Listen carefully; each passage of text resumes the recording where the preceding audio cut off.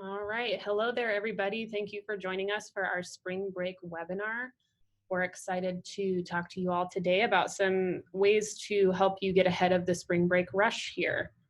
Today's webinar is going to cover how you can get the most out of your spring break rush. We're going to go over how to save time and make things easy on both staff and customers by effectively using the tools in Gingr like capacity, prepayment, waiting lists, email and SMS communications, and efficient checkouts. Our goal with this webinar is that you'll walk away with an extra trick or two up your sleeve to help you handle the rush like a champ. Excuse me. So today for our webinar, as I mentioned, we're going to introduce ourselves, and then we're going to talk about a few specific parts of Gingr that you can use to help you get through that rush. And then we're also going to have a Q&A at the end of this webinar where you'll be able to answer any questions that you have about any of the sections that we cover. The Q&A is going to work by using the little Q&A icon at the bottom of your screen. You can submit a question anytime via that Q&A button. We'll also leave a little bit of time at the end of the webinar for you to gather your thoughts before we start that Q&A as well. So you might be familiar with us, but we'll toss our faces up here.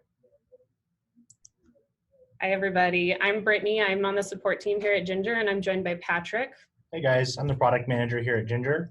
We also have Kimber in the back. She's new to the team, and she is going to be taking some notes with you all while we go through this content today. Awesome. So we'll go ahead and hide our faces so you don't have to stare at us the whole time. And then we'll get started with the first part of our webinar.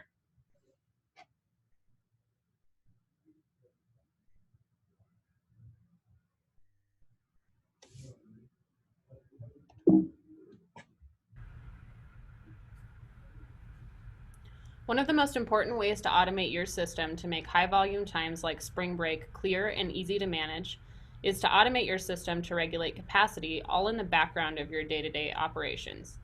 This will alleviate staff from needing to physically check capacity for each reservation, which will give you the peace of mind and give you the space to spend more time with your guests. Of course, we can always override capacity if needed. First, let's talk about the different ways to manage capacity in Gingr. The first one that we're going to talk about is called capacity by lodging. Capacity by lodging can be used to indicate to customers when you are full for a specific lodging type. This setting is per reservation type and will judge whether you have space or not depending on if there is a lodging available for each date of the reservation. This would then tell the customer that you're full when they submit reservation requests. So let's show you how to set it up. To set up a capacity by lodging, head to Left Navigation, Admin, Reservation Types and Services Configuration,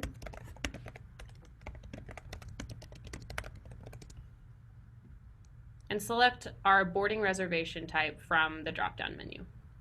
Click the pencil to edit, and then on this page you're going to find a setting called Capacity by Lodging. Enabling this setting to yes for the reservation type indicates that I judge my capacity for this reservation type based on if I have a lodging available or if I don't.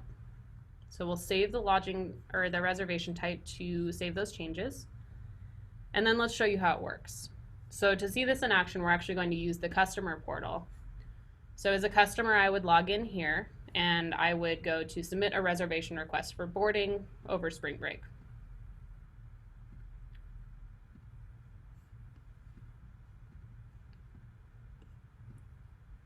Now, when the customer goes to submit this request, the system's going to check that capacity and say, I don't have a lodging available for every day of this reservation, so we're full. This is going to then give the customer a message that says to contact you if they believe that they're receiving an error, if they want to check availability. Now, an important thing to note about this type of lodging or capacity is that you're not going to really see this in action on the business side of the app. The reason that this is because you can see that lodging picker while you're creating a reservation on the business side, so you can physically check to see if you have a lodging available.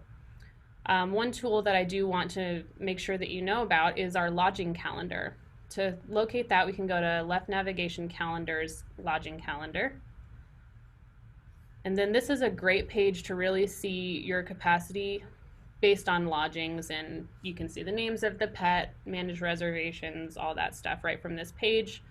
Now in our example on the customer portal, we can see pretty clearly here that I didn't have a lodging available for every single one of the dates that that customer requested, which is why they received that error. Now, another important thing to know about this is for capacity by lodging, if you're going to use this type of capacity calculation, you do not want to use the next type that we're going to talk about. So to reverse that, we're going to head back to the admin reservation types and services configuration page. We're going to edit the boarding reservation type again and turn off that capacity by lodging setting. So the next type of capacity that we're going to talk about is one that you're probably a little bit more familiar with. This one's called capacity groups. Capacity groups are going to allow you to create a daily limit for number of reservations across one or more reservation types or services. So to set one up, we're going to head to left navigation, admin, capacity groups.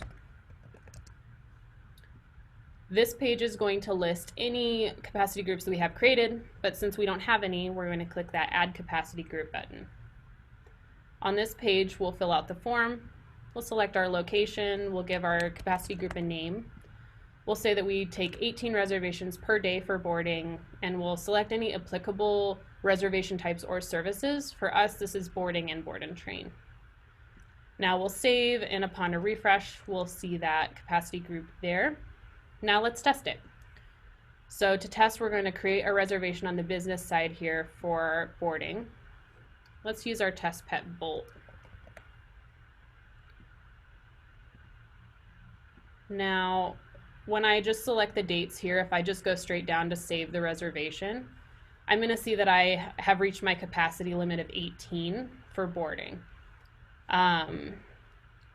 This is just a great message for staff to see, hey, I'm at capacity, I need to go check out my other resources before I fulfill this request here.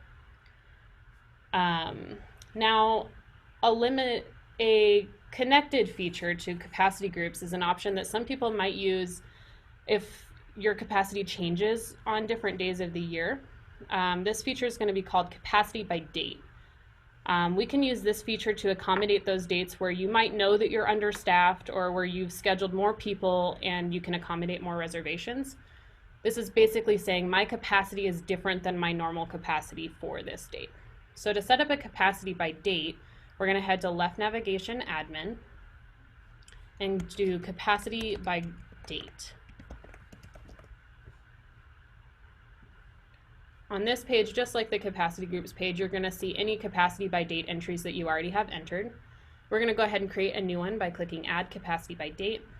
We'll select our location. Let's set a capacity of 13, and we'll choose March 21st as the date. And then next here, you're going to select a capacity group if applicable. If this should just apply to your whole facility, you can go ahead and leave that capacity group selection blank. For us in our example, this is only going to apply to our boarding capacity group that we created. So we'll save that, and then upon a refresh, we'll see all these entries here. Now to test it, we're going to go ahead and create a reservation for March 21st that covers that date. We'll use our same test pet.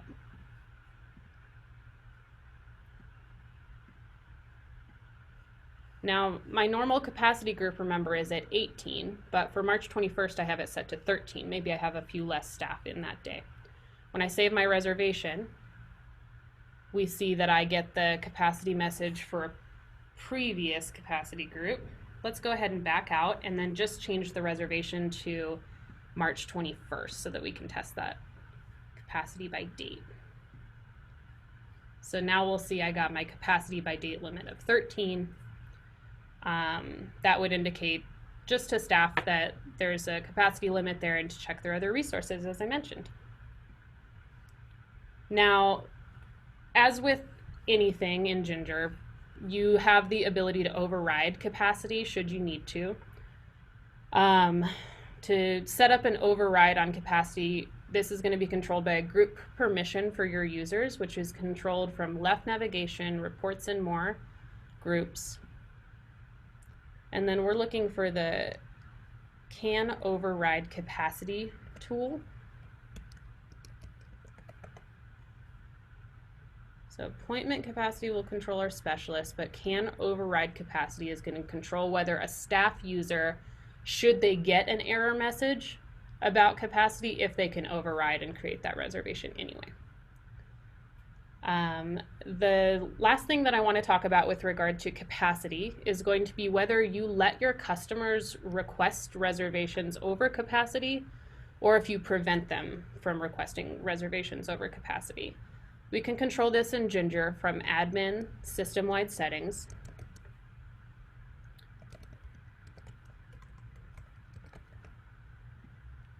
And this is going to be under the allow requests over capacity limit. So if this is enabled to yes, this is going to allow a customer to just submit any reservation request that they want. This would put the liability of accepting that request on staff to determine whether or not you have the room or not. Some facilities will allow this, that way they can kind of see how many requests they're getting for a specific date, if they're full, or if you want to utilize your waitlist, which we'll talk about in a little bit. Basically, this is up to your business to decide whether you get enough requests that you just want to discard the ones that are your over capacity for, or if you maybe want to keep track a little bit more closely of all of your requests to determine if you want to bump up staff one day to accept more requests or something along those lines. So that's all I have for capacity here. Now we're going to turn it to our next section of the webinar, which I'll hand it over to Patrick to talk about prepayment. Alrighty, thank you, Brittany. So I'm going to be talking about prepayment. Prepayment is going to be incredibly effective during busy times, as you guys can probably imagine.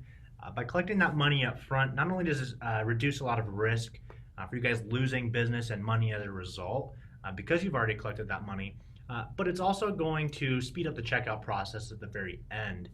By already having that money paid, that's going to reduce either the amount due or completely pay for a reservation if you decide to completely prepay using one of these tools that we're going to be talking about. First, I'm going to show you deposits. And in Gingr, you can automate the deposits for reservations. And that's going to be really effective because as customers create reservations from both the customer portal or as your staff creates reservations from the business side, it's going to automatically apply the proper deposit amount to the reservation depending on the date range that the reservation's for. So let's go ahead and explore how to set that up. So we're going to go to the left-hand navigation here to admin, deposit dates, and we're going to create a new deposit date range. We're going to go ahead and create a deposit date range for the week of spring break. So we'll say March 17th through March 23rd. And we can either enter in our required deposit amount as a flat amount, a dollar amount, or as a percentage. So in our case, let's go ahead and just do a flat amount. We'll do $15. And we'll choose the reservation types that we want this to apply to. In our case, we'll just choose boarding, but it could apply to any or multiple if we wanted. We'll go ahead and add that deposit date range, and let's go ahead and try seeing it in action. So we're going to go to the new reservation page and create a reservation for boarding during the week of spring break.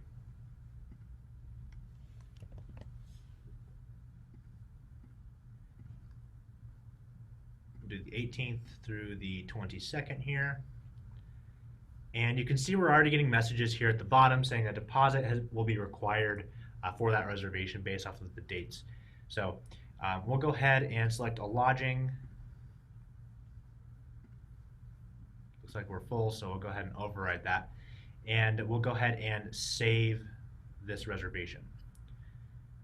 We're getting that capacity message from earlier. We're going to go override this so we can see the deposit message now, where it's going to ask us if we want to collect that deposit now or if we want to collect it later.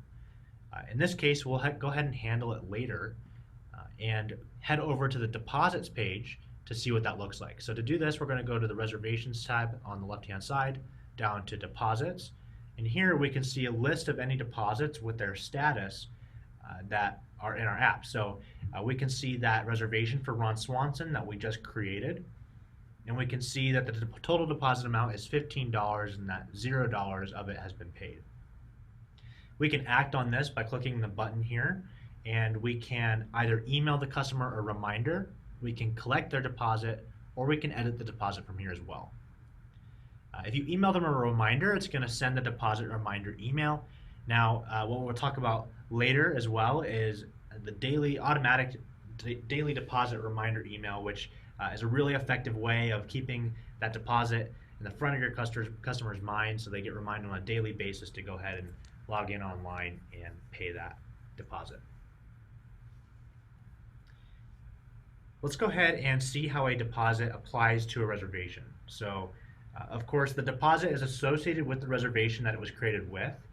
So when we go to check out Dunshire here, for example, who has a paid deposit associated with his reservation, we can see that it's actually deducting the $15 deposit that we've created for it and reducing the total amount due. In our case, if we had created a deposit amount for 100% of the cost of the reservation, nothing would be due, which would make this checkout process super quick. In this case, we'll go ahead and check out Dunshire and collect the remaining amount. And we're all good.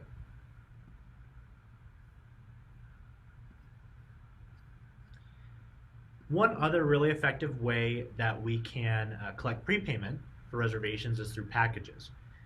Now, you guys probably know packages as punch cards, or you use them already in Gingr in the context of services like daycare, but you can use them for any reservation type in Gingr as well. And in our case, we're going to use them for boarding. So this, you can imagine we're creating a package for discounted 5 days of daycare for spring break as a promotion to help drive sales. So we're going to go and sell our spring break boarding package by adding it to a cart. And we're going to check this out, and we're going to sell it to Tammy Swanson.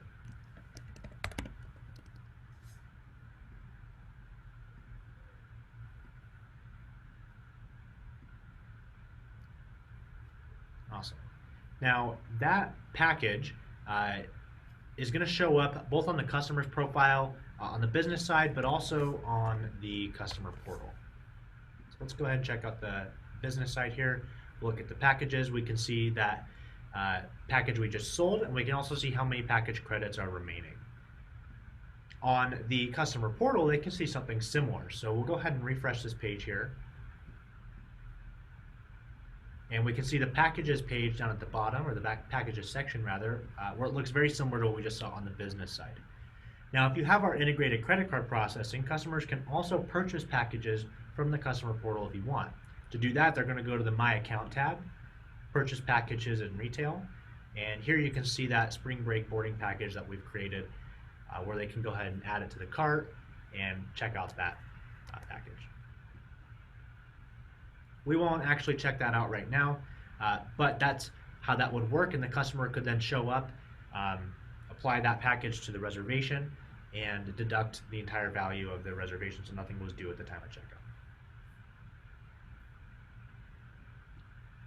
That's a really quick overview of prepayment. We're going to move on to wait lists now, where we're going to talk about how to manage such a high volume of reservations. Alrighty, so for the wait list, it's going to be very important during busy times, of course, as you guys probably know, as you guys have a ton of reservations coming and going, canceling, and being requested. Being able to track any reservation that you can't quite accept, but you might want to accept at a later time, is going to be really important, and the wait list is a really powerful tool to help us do that. So let's start by figuring out how we can set up and be notified of different changes to the wait list by going to our group permissions. And to do that, we're going to go to the Reports and More section on the left-hand side, down to Groups. And the first option we're going to search for is Can Manage Waitlist.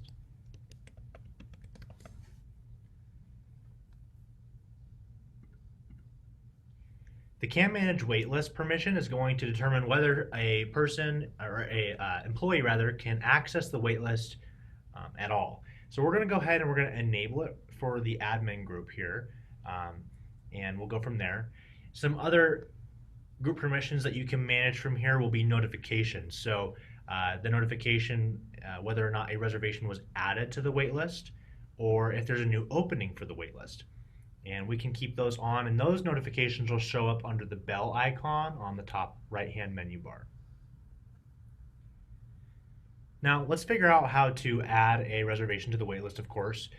This is probably something you guys have seen before. If we go to the new reservation page, we'll show the first way here. If you guys are making a reservation from the business side, you can go ahead and check that waitlist box as you're creating it. And if that's checked when you hit save, it will go ahead and add that reservation to the waitlist. So let's try it out. Let's create a boarding reservation during the week of spring break, and we'll choose Bolt. And we'll do the week of spring break here. Go ahead and we have a reservation already. We'll go ahead and cancel that just so we can show you guys this. And we'll go ahead and waitlist that reservation and click save.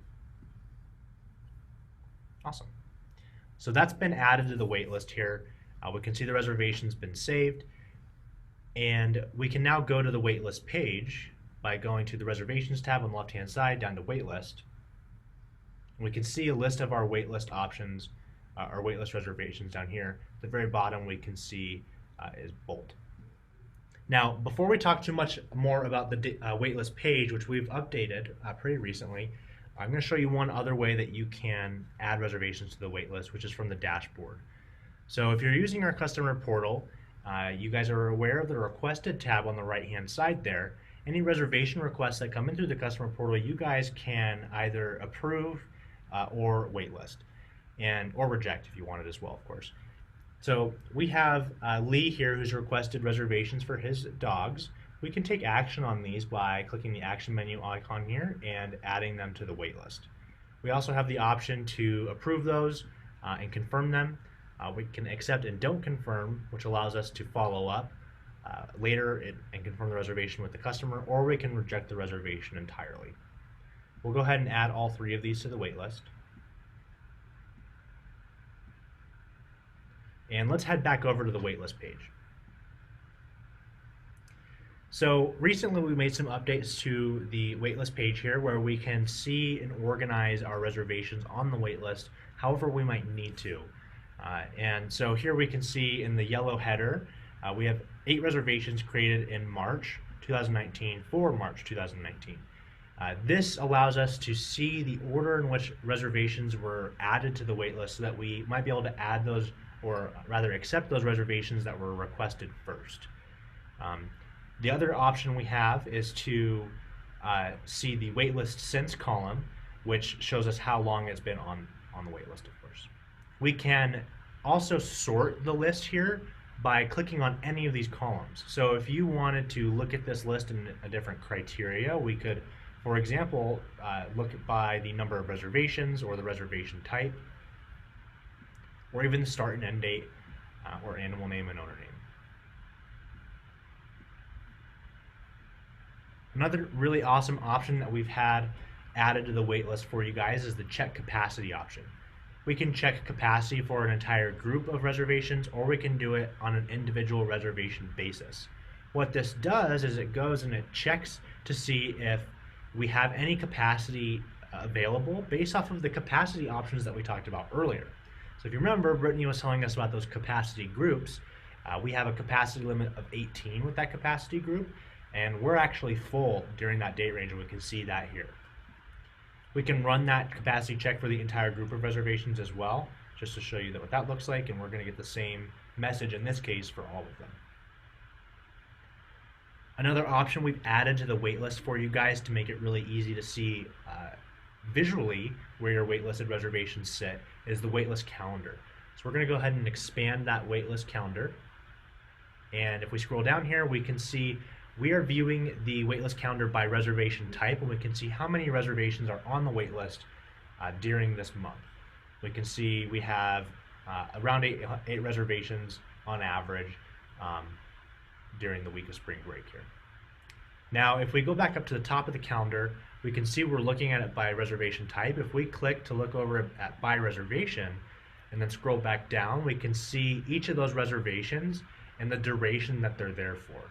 So this allows you guys to kind of strategically see whether or not you want to take in those shorter reservations or longer reservations, depending on what you guys are looking to take in there. Now, at the top of the waitlist page, of course, we can also search by reservation type or group by date to affect the search results of our list. In this case, we're not going to see too much of a change other than the date filter here, because they're all for boarding reservations during spring break. Awesome. And with that, that is most of what we have for the wait list. And I'm going to turn it over to Brittany to talk about how we can communicate with our customers and drive new business and keep them up to date on the status of their reservations. Okay, so now that you've gotten all your policies in place, you've got a full house of reservations and a wait list ready to go, now you're in the sweet spot. So from here, client communication is super important. What do they need to bring with them? Do you have all the information that you need about their pets? Have you collected their deposits and gotten your agreements signed? Gingr has a ton of great features for you to take advantage of to make sure that you're in the best place with all those spring break reservations that you're going to see in a few weeks. I'm going to talk about a few of those communications. The first ones that we'll start with are the automated communications that you can take advantage of. Gingr has a wealth of automated email and SMS templates that you can use to communicate with your pet parents. For spring break, let's focus on a few of the most popular ones, like the reservation reminder email, the daily deposit reminder email that Patrick mentioned earlier, immunization reminders, and confirmation requests. So to access all of these templates, you're going to go to the left navigation admin section of your app, search for email templates.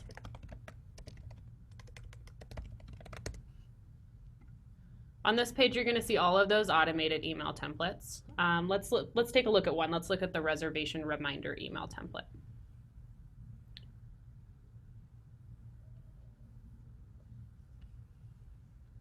So we'll click the action menu to edit it.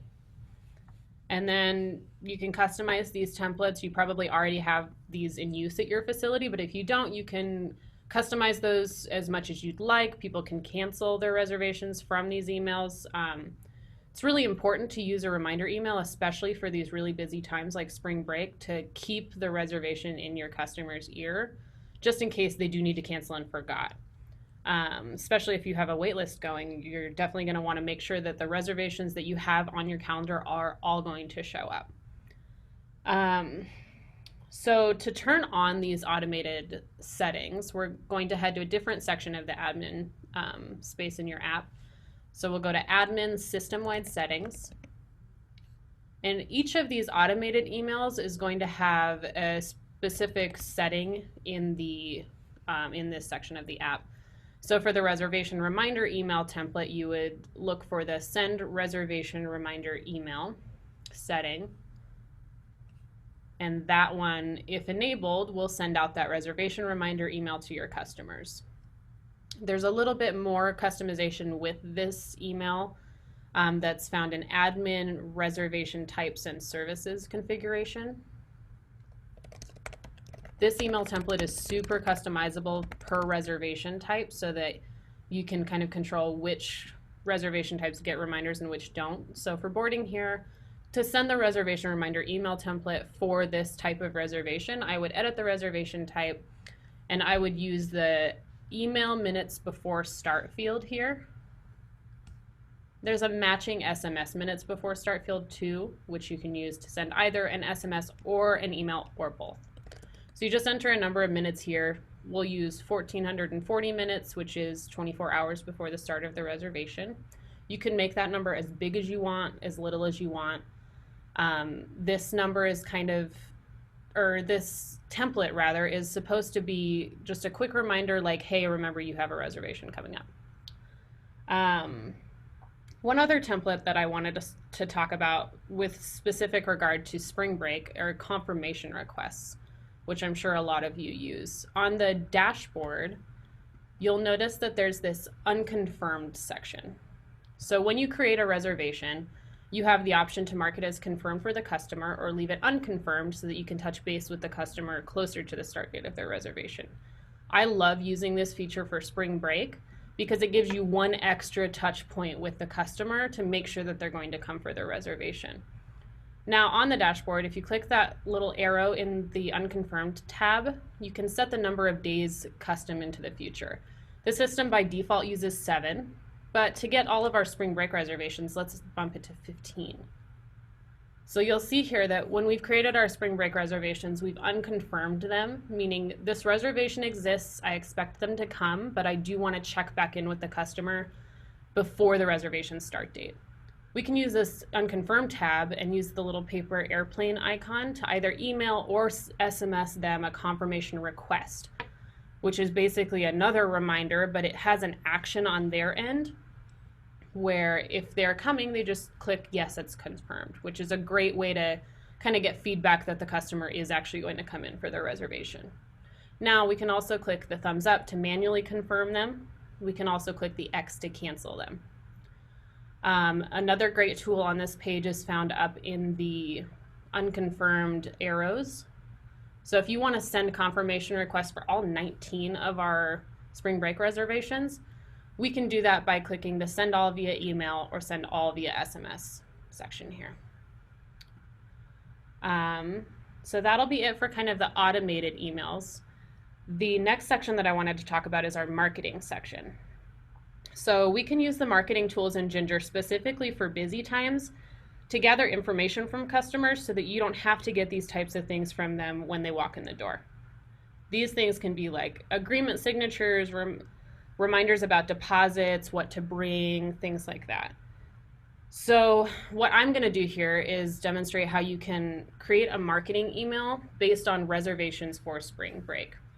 So this unconfirmed tab is actually a great place to start because this contains all of my spring break reservations. You can also get this from the reservations by date range report, but we'll just use the unconfirmed tab as our example. So if I click the arrows in the unconfirmed section and click this add to active campaign button, this is going to add all of those owners to an active campaign for me to edit. To get to that campaign, head to left navigation paw icon, marketing, and we'll see our campaign populated with those recipients here. Now we can edit this as an email or as an SMS campaign. We can give it a subject.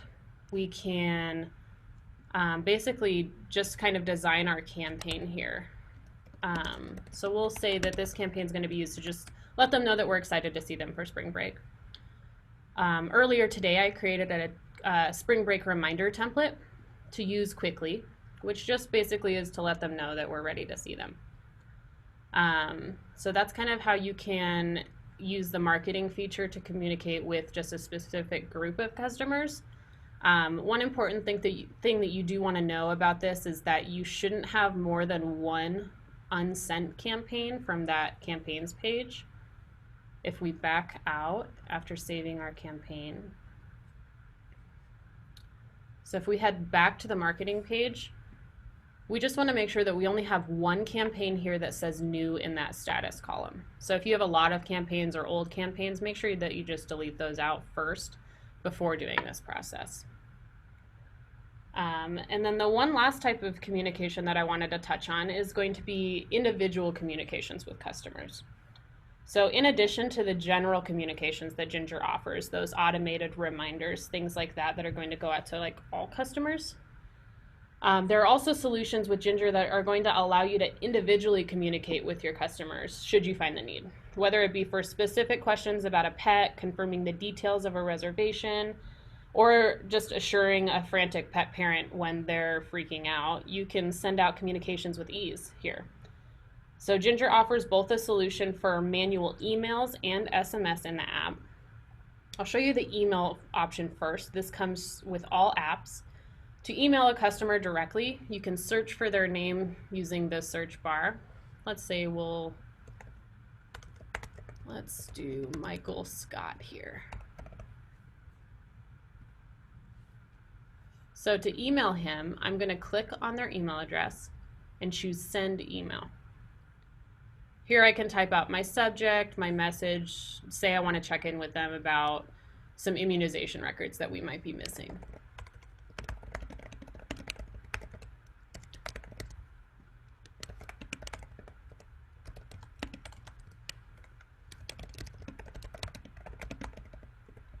So you can get as creative here as you'd like. Again, this is available in all apps.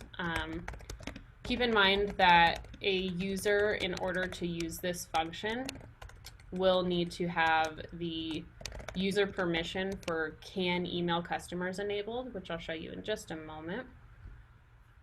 So we'll say that we'll see that that went to Michael Scott.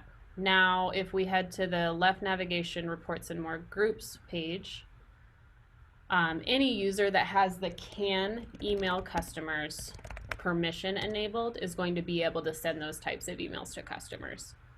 And same goes for those marketing campaigns. The automated emails don't require this setting. Now you'll see a setting right below this for can SMS customers. This works similarly to the email section. Gingr does offer a two-way SMS integration. This is a paid integration. It's going to allow you to communicate via SMS with pet parents directly in your app. So you'll see this conversation log. So we sent a message to Michael here, and we can just send in a reply here, and let's see what that looks like when it comes in. So we'll see that we got a notification, and then Michael replied and said thank you, that he was excited.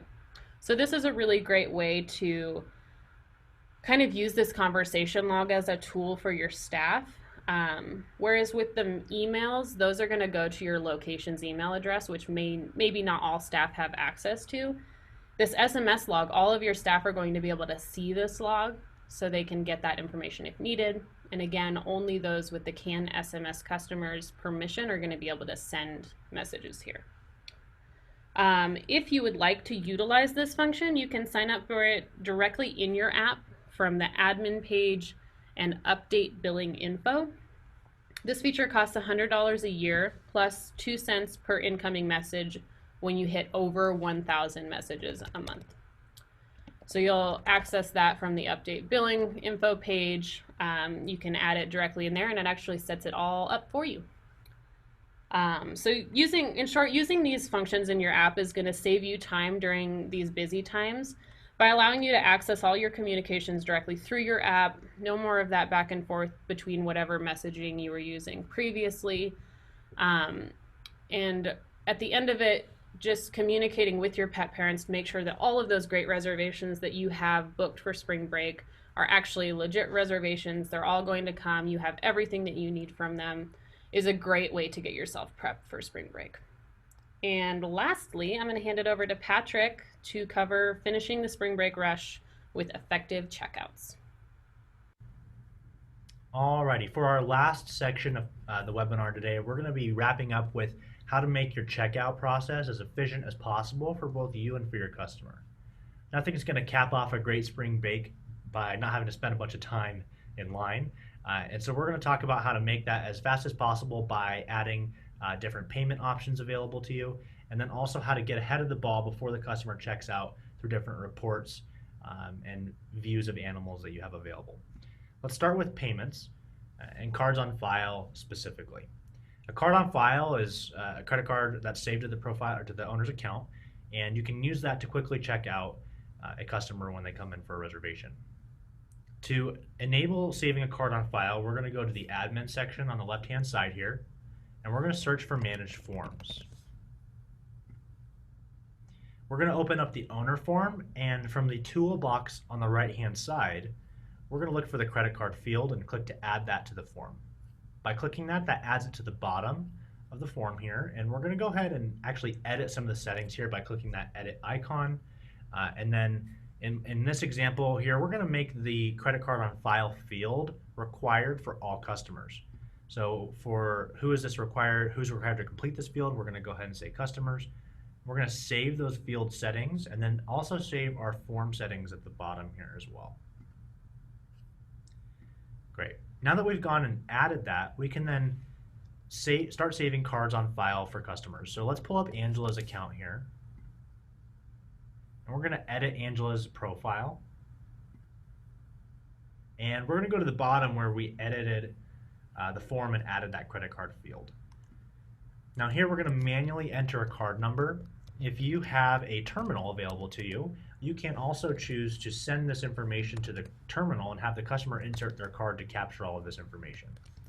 If you're manually entering it, once you're done, you do need to be sure to click the green Use This Card button, and then also the Save button at the bottom of the form to completely save the card on file. It's a very important step. Once you've done all that, you can see that the card on file has been saved successfully through the card on file section on the owner's profile. We're going to repeat this step with Ann Perkins here, so we're going to pull up her account. We're going to edit her profile,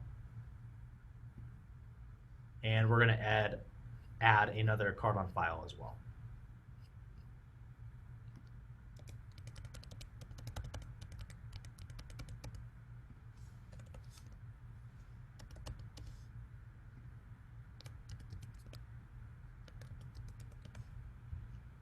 Cool. We're going to click that green Use This Card button, and then also the Save button at the bottom of the form to completely confirm those changes. And we can confirm that that's all gone through because we can see the card on file section here on the profile. Now, customers can follow the exact same process of manually entering the card number on the customer portal. They do need to click that same green Use This Card button and then also save their form changes as well. If they do not follow those steps, they won't successfully save the card on file, so it's very important to know. Once that card has been saved on file, you can then start checking customers out very quickly. So let's go to the Going Home section here where we can see all of the expected checkouts for today, and we can see Ann Perkins is checked in with Leslie and Oliver, and we can actually see that Ann has a card saved on file with the credit card on file system icon here. So it's a really easy way from the dashboard to see who has a card on file and who does not. Let's add Ann to the shopping cart here for both of her reservations. And we're going to go ahead and check out Ann so we can see what it looks like when a card's on file. Down below, you can see the Use Card on File checkbox is selected with some card information below that. With that selected, we can then click the Checkout button if we were going to go through with it. And the customer, if you have a terminal, would confirm the total there and add a tip if you have that enabled as well. In this case, we're going to go ahead and back out and clear the cart. And let's talk about package credits. So earlier, we sold a package to Tammy Swanson here for Ron, and that was for the spring bake package. And we're going to quickly check out Ron for his reservation using that package. So we can see the cart icon has that little down arrow. That's telling us, hey, there's a package credit or an account credit that we can use to check out Ron. We can click this and it will quickly check out Ron using that package. Now, if there's a value greater than the package can support, it's going to give you this message that we just saw, and we can go ahead and adjust it manually from the cart here. So we're just going to add a couple more package credits to bring the total balance of the reservation to 0, and we'll go ahead and check out Ron. Since the customer's done all that prepayment online or beforehand, it's going to be a really seamless process for the customer and even quicker for you. Let's go back to the dashboard here. I mentioned a moment ago one other quick way that customers can check out is with account credits. So if a customer has an account credit sitting on their account, you can optionally use that to check them out. In this case, Leslie Nope is checked in with Sonia, Stephen, and Wesley, and she has that same arrow next to the shopping cart icon. We can click that and you can see we can have a balance of $45 available, and we can use that to check out these reservations. Let's go ahead and try that. Just like that, we have all 3 reservations checked out and we can quickly view the receipt. That's a quick overview of how to use payment information like cards on file, package credits, and account credits to quickly check out pets at the end of their stay. Now let's talk about how you can get ahead of the ball before the customer even comes in to check out. So from this Going Home section, this is a really great way to see who's expected to leave.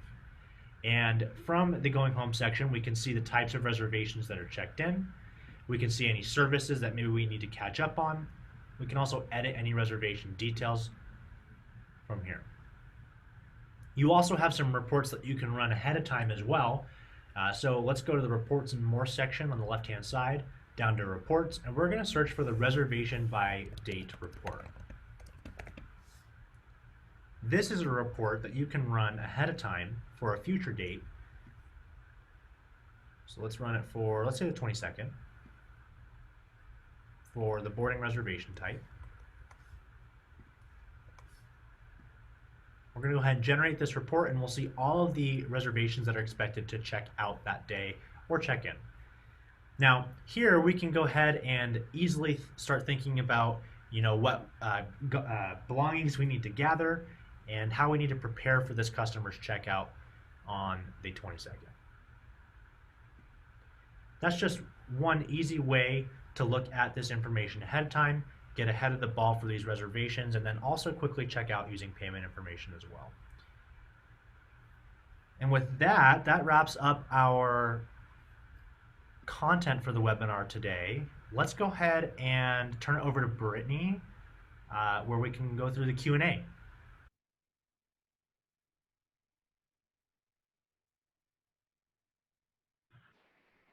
All right, thank you, Patrick. So now we're going to start our Q&A. We're going to take some time here to gather your questions.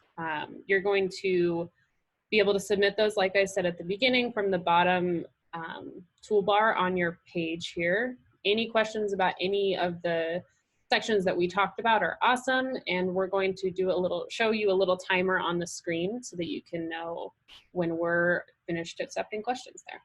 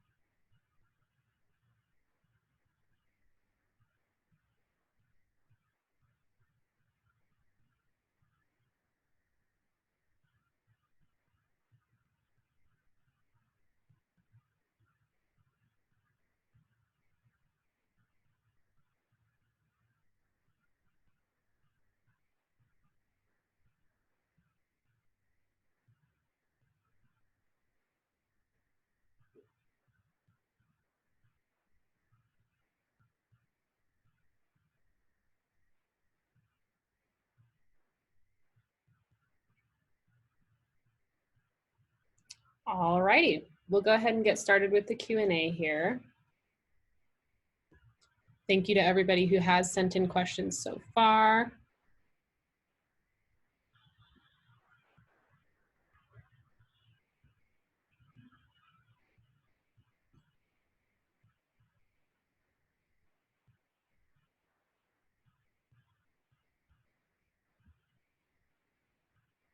Give us just a moment to pull up these questions.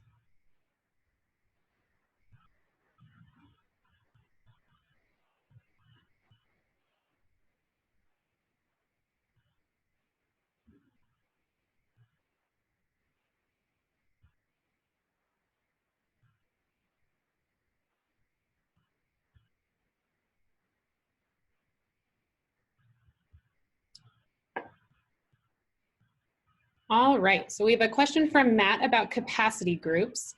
He's asking, with groups, is that total dogs or reservations? So that will be total number of dogs in-house per day, which is equal to your number of reservations, but it's just on a per day basis. And then it'll be controlled, as we mentioned, by whichever reservation types that you selected on your capacity group. So that might not be total dogs in your whole facility unless you were to apply that to every single reservation type. But it'll be based on just whichever reservation types you select for your group. We've got a question from Shannon. Is there a way to create a capacity by date for a range of dates, i.e. all of spring break? That's a great question. So if we head over to the capacity by date section here, when we add a capacity by date, it's only possible to select one date at a time. So you would need to create a separate capacity by date record for each day of the spring break that you're wanting to make different than your regular capacity.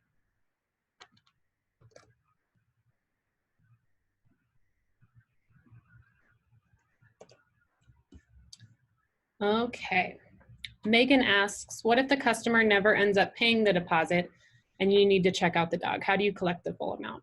It's a great question. So it's not required that a customer pay a deposit. You can make it required in your system, however, that they have that deposit paid before they check in. Well, you can set that up optionally from admin system-wide settings via the required deposit paid check-in setting. If that setting is enabled, that would give staff a prompt at check-in to say, hey, the customer still needs to pay their deposit. If you don't require that a deposit is paid, but the customer is right there in front of you, you can turn this setting off and it's not a huge deal. If the customer doesn't pay a deposit, that's fine. The full amount's still going to show up in the cart at checkout, and then you can collect the payment there. Christy asks, what was the other way to add everyone over spring break to the marketing campaign? Sure thing, we can show you that. So first, before we do this process, I always suggest going to left navigation, paw icon, marketing, and just make sure that you don't have any new campaigns here. So since I have a new campaign, let's say I'm not gonna send this campaign, so I'll just go ahead and delete it. But you wanna make sure that on this page, before you move forward, you have no campaigns that show new. Everything should say sent or be deleted. Next, we can head to the left navigation reports and more icon reports page. And we can run, let's say, our reservations by date range report for that week of spring break. So this will cover all of our reservations for that week.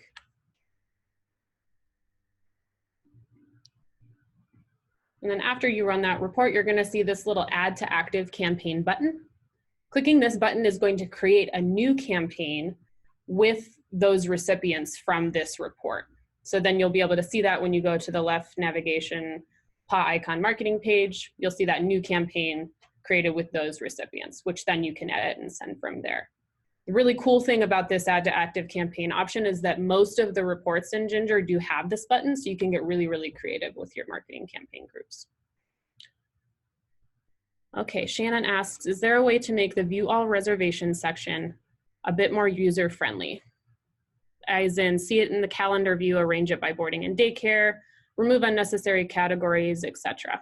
Sure thing. So this view all reservations page is new from a release a few weeks ago. And the really, really cool thing about this page is that it's completely customizable. So you can filter this and remove columns. You can drag and drop columns so that you can see different things. You can add different sections that you want to see. You can also filter these sections. For example, the start date column, we can filter that by a range. We can filter it from beginning to end of time.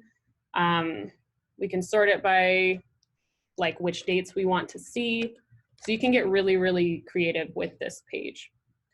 We do have a really great article on our support site about how to use the view all owners, view all pets, and view all reservation pages. So I would definitely recommend checking that out. It's got a lot of screenshots and videos about how to kind of play with this page a little bit.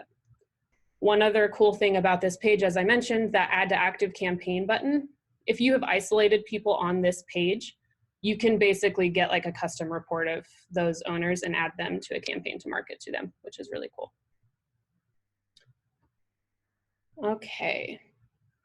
Janie asks, when sending emails, confirmation, report cards, reminders, for an owner with multiple pets, a lot of our clients don't know to scroll down to see the other pets. Will the emails ever be able to send without being stacked? For confirmations, it would definitely be helpful because clients sometimes only confirm one of their pets. That does make sense, Janie. That's actually a really great question. The reason that those emails are stacked is because the system, in order to prevent your customer from getting a bunch of emails in their inbox and potentially getting those marked as spam from their email provider, Gingr does send any emails that are of the same type that are sent within a 7-ish minute period in one email so that it's stacked for that customer. At this time, I don't think that we have plans to change that, but if you want to write in a feature request to our support team, we can definitely add that for you. I can totally see how it would be helpful to have those show not stacked. Okay, Norm asks, when you use email to communicate with the owner, is there a history of responses kept in the system somewhere? Great question. While there is an outgoing email log to your customer that will show you anything sent from the app to the customer, there isn't going to be an incoming log, essentially, for email. So you can see that initial email, but as I mentioned, the replies to this are going to go to the email address that you have located in admin locations for your facility. So any of the replies are going to be sent there. Gingr doesn't keep or store those. One that's kind of similar to the SMS where you can see that incoming two-way log. We don't have a two-way email option at this time. So you would need to check your location's email address for that. Mary's asking, with prepaid packages, when the client pays online, are they offered the tip screen? They are not. So this is just going to be a flat purchase. They just input their card details and it'll purchase that one package for them. With that said though, Mary, if they are checking out and using a package credit at that time, you could choose to push the transaction to your terminal and have them leave a tip that way, or you could leave a tip manually using an open line item that is set to be a tip as well in the shopping cart when you're using the package. Right. Cindy is asking, can all clients have more than one credit card on file? They cannot. With the way that the encryption works with Card Connect right now, we can only allow one credit card on file per customer.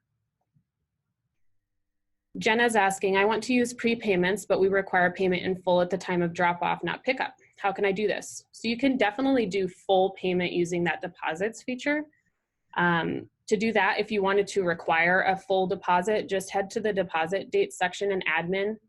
And when you're creating your deposit date range, just enter 100% in the percentage field, and that will create a deposit for 100% of the reservation estimate. Doing prepayment with a deposit like this is great for a full amount because it'll just automatically deduct in the cart. If you don't want to take a deposit or use this feature, or if the customer is already checked in and wants to pay, you can also add that prepayment to their account using the account credit feature. So to do that, you'd head to their account, to the transaction section, click this add to credit button, and then you can check them out for that full amount there, which you could get from the estimate. This will take the actual payment from them right now and leave that as a credit on the account. And then you can just drop that credit into the cart or use that quick checkout feature that Patrick showed during the checkout section of the webinar. So here we'll say we're adding they paid me $100 in cash. Now we see that on their account and we can drop that into the cart at checkout, or we can click that add to cart button to check them out from there. You can also easily add a credit from the dashboard as well if that pet is already checked in or expected to check in. Just the same pop-up window pops up here as we just saw. One other way that you can also collect it too is if you run an estimate for the reservation by editing the reservation and choosing view estimate. There'll be that add to credit button on the remaining balance. So this one they had paid a $15 deposit, but the remaining is $39. If I wanted to collect the rest of that right here, I could just click the add to credit button from the estimate and it would take me to that same exact page. Okay, Norm asks, on the initial capacity section, you showed a great report of all pets on a calendar. Can you review how to get to that? I believe that was the lodging calendar that we were talking about there. So we can get to that from the left navigation calendar icon, lodging calendar. You can also set up a quick navigation button on your dashboard for this. This lodging calendar is really great. You can filter by reservation type. You can change the dates.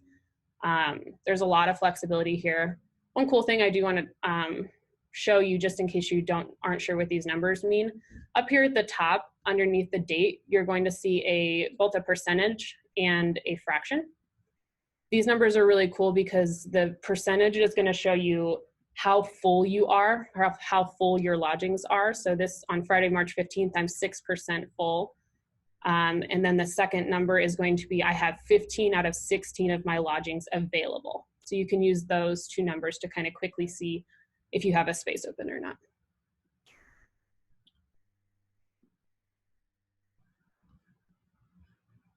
Okay. Sierra asks, how do you get to the waitlist calendar again? So to get there, we'll head to left navigation, clock icon, and then we'll go to the waitlist. On this waitlist page, just click the green headered waitlist calendar to see the calendar view there.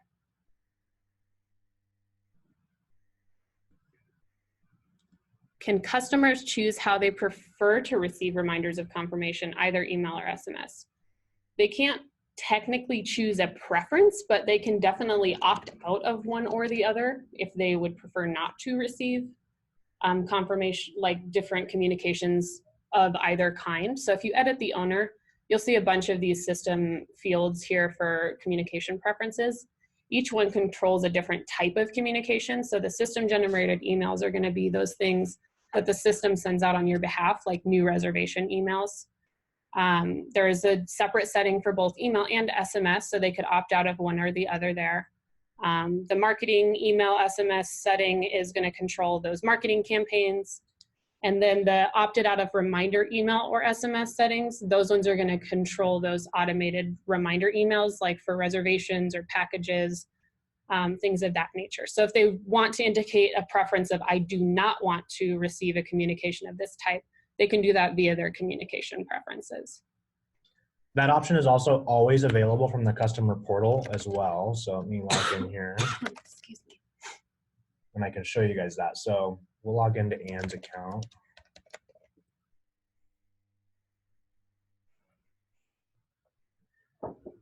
Under the My Account section up here, there's going to be the communication preferences that will always be here for customers. So they can click on this here and they can choose to opt in or out of specific types of communications, just like we saw on the business side.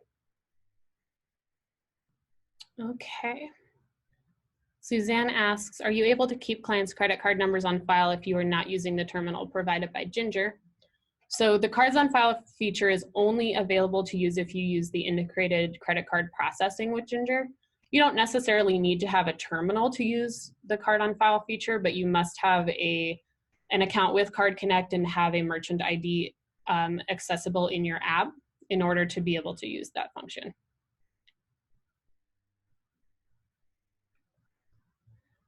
Matt's asking, is there a way to email an estimate? I've had that requested a few times. That's a great question. So on the estimate, if we go to view it, that little paper airplane icon in the top right is a great way to send out that estimate. If you click on that, it should ask you to input an email address if it's different from the one on the account as well. Excuse me. Christy asks, can you temporarily deactivate some of your boarding kennels? So if you want to take less dogs, staff doesn't have to see the options for those kennels. That's a great question and a pretty popular feature request that we receive. It's not currently possible to be able to block out lodgings in the system. What I do suggest though, if you'd like to physically block them out and show that they're not to be used to staff, is to just create a test pet or a block pet and just make a reservation for them and place them in that lodging. But Christy, I can definitely add you to our existing feature request for that. So Deborah asked a question about capacity. Will the capacity group work for daycare and boarding? We are a cage-free facility and our daycare and boarding dogs mix. So if I have 10 boarding dogs, then I would only be able to add 25 daycare dogs into the group. You can definitely use a capacity group for this function here. So when you are creating your capacity group, just include both your daycare and your boarding reservation type.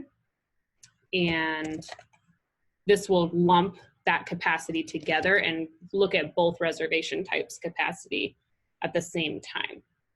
So in this example, if you take 35 dogs per day, whether it's boarding or daycare, just enter your capacity group for boarding and daycare at 35.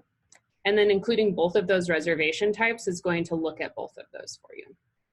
That's a great way to use a capacity group. Sarah asks, is there a way to show the customer a disclaimer on their end that the deposit is non-refundable? That's a great question. So there's a setting in admin locations that you can customize. This setting is called Deposit Policies Custom Text. And the text that's input in this field is going to show up on the customer side of the app when they request a reservation where a deposit is required. So here in this setting, Sarah, you could input a message about your deposit policy saying something like, as a reminder, this deposit is required to hold your reservation and it's non-refundable should you cancel between X time. I'll actually show you one more setting that has to do with this, this custom text field. So in admin system-wide settings, there are a couple of important settings about deposits that you'll want to know about. There are two settings called send new deposit email and send accepted deposit email. So that first setting for send new deposit email is going to send a deposit is required email to your customer as soon as they request a reservation. What it also does is allows the customer to pay for their deposit before you've accepted their reservation. So if this setting is enabled, the customer is going to get a pop-up saying a deposit is required here. It's going to include that deposit policies custom text that we just talked about, and it'll give them an option to either pay for it now or handle it later, just like similar to the message that you get on the business side. Now, alternatively, this send accepted deposit email setting is going to wait to send that email to the customer asking for payment until after you have handled their reservation request and accepted their reservation. So you can kind of indicate, indicate here whether you want the customer to pay right away or if you would rather wait until you know you have space for them before letting them pay for their deposit. But let us show you what that deposit policies custom text looks like. So we're going to leave the send new deposit email on. And then on the customer side, I'm going to go ahead and request a reservation for the 17th, which is in my deposit date range required time. So I get that message that a deposit is required. When I hit submit, I get this message that pops up, and this is where that custom text will display. And then the customer will either collect the deposit then, or they'll handle it later. So it's not physically possible to require a customer to pay right here, but putting that custom text in there will let them know of your policy and that their request might not get accepted if there's not a deposit paid. Okay. That was a great question, Sarah. Olivia and Brian are asking, can you go back into the reservation after it has been created to change the deposit amount due? Some of our clients decide to prepay the entire boarding after the fact. That's a great question. So as long as there is not a paid deposit on the reservation, you can totally go in and edit the amount. You'll do that, let's see, I think that one doesn't have a deposit on it. No, it does, shoot. Maybe the unpaid deposits list from left navigation deposits. So on this deposits page, let's say if these deposits have not been paid yet. So if I click the action menu, edit deposit, I can change that amount right here. You can do this at any time up until the reservation is checked in, and so long as they have not made a payment on that deposit yet. In order to be able to edit deposits like this, you'll need to enable a group permission. This is found from left navigation, reports and more groups, and is called, I believe, can edit deposit amounts. Yes, can edit deposit amounts is what will let staff be able to do that. That's a great question, cool. Adina is asking, in regard to the deposit date range, does that also apply to the customer portal? I.e., is a client sent a request for boarding, if a client sends a request for boarding during a required deposit date range, will it show the client at the time of request that they must pay a deposit, or will staff have to reach out? So you can kind of indicate that with those two settings that I mentioned, either the send new deposit email setting, which will tell the customer right away that their deposit is required and give them the option to pay then. Or if you have the send accepted deposit email setting, that new deposit email would send after staff have requested or have accepted the reservation. So you can kind of determine which one of those you would like to use there. Adina also asks, in regard to capacity by lodging, is there a way that we can set a date range when we're at capacity? Or is it preset week by week? So for capacity by lodging, this is going to be more of like a set facility capacity. This is controlled like only by the lodgings that you have set up in your app, which likely aren't going to change too much. They're just what you have available at your facility. So it's not possible to change or do a capacity by date when using the capacity by lodging feature. If you wanted to change your capacity numbers based on a specific date, I would recommend using a capacity by date record for that. And just like we did here, we have these specific dates where our capacity is a little bit lower than the normal capacity there. Olivia and Brian ask, if you update your form to require the credit card, will it now make all prior registered customers add a credit card, or will it only affect the new clients enrolling? So as soon as you make a change to your form in admin, this is going to affect all of your customers, but only for those existing customers, really. If they were to edit their account, they would then be prompted to fill out that required field, or if they were to request a reservation. Now, there is one setting that you can customize here in admin system-wide settings called, what is it? Require valid profile, I think. Require a valid profile for a self-made reservation. So if this setting is not required, so set to no, and you had a previous customer that didn't have a required field filled out, when they go to request a reservation, they wouldn't be prompted to, like, the system's not going to check for those required fields because they already were existing. But if you enable this setting to yes, then all customers would be required upon requesting a reservation to fill out that required field. I do recommend always, if you're going to be making changes to your fields and about what's required, especially with a card on file type of situation, you can always send out a marketing email to all of your customers to let them know that you now require cards on file.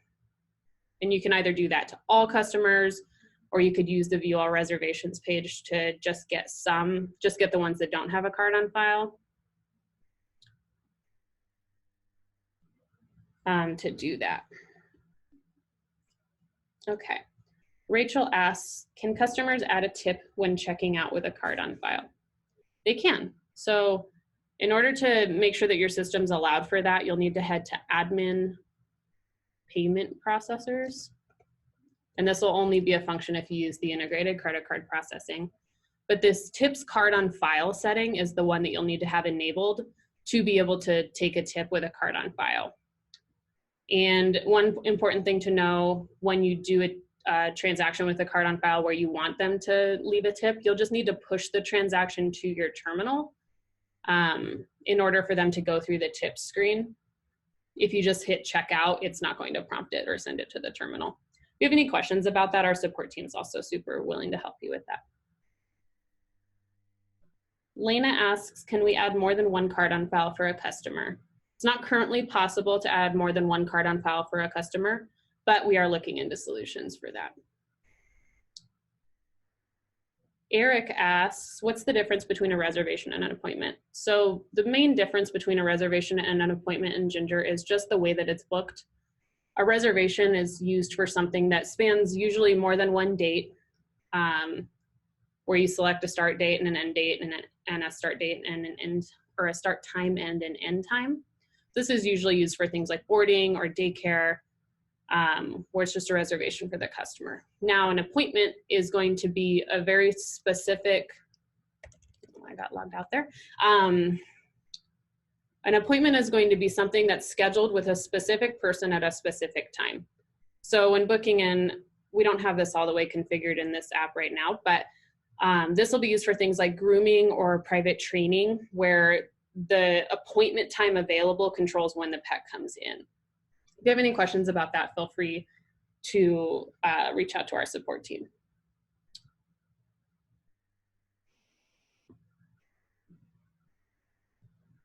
All right, Lena asks, if a customer has a credit and we have a setting requirement for a deposit, will it still send an email?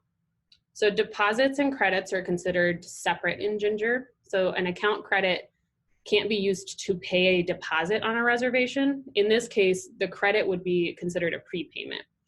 So you would want to edit that deposit to 0 if you know that the customer has money on their account to use. Otherwise, they're still going to get that reminder that their deposit has not been paid. So those will be separate.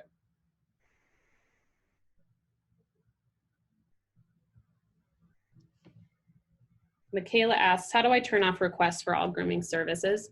So this will be done in your admin reservation types and services configuration page. Excuse me. To turn off any of your reservation types or services, you'll just find it in the list, edit it, and turn the show on customer side setting to no off.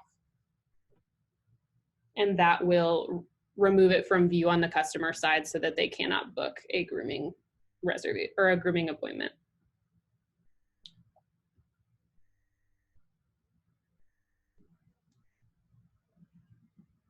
Okay. And then Lena asks, where was the deposit email disclaimer to notify customers of our policy? So that'll be found again in admin locations, deposit policies, custom text.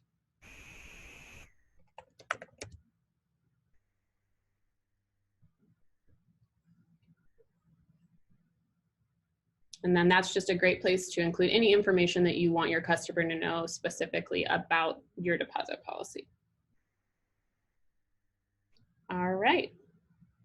We had one last question about if the recording was going to be available for you later, and it will be. We'll have that posted in a few hours on our support site.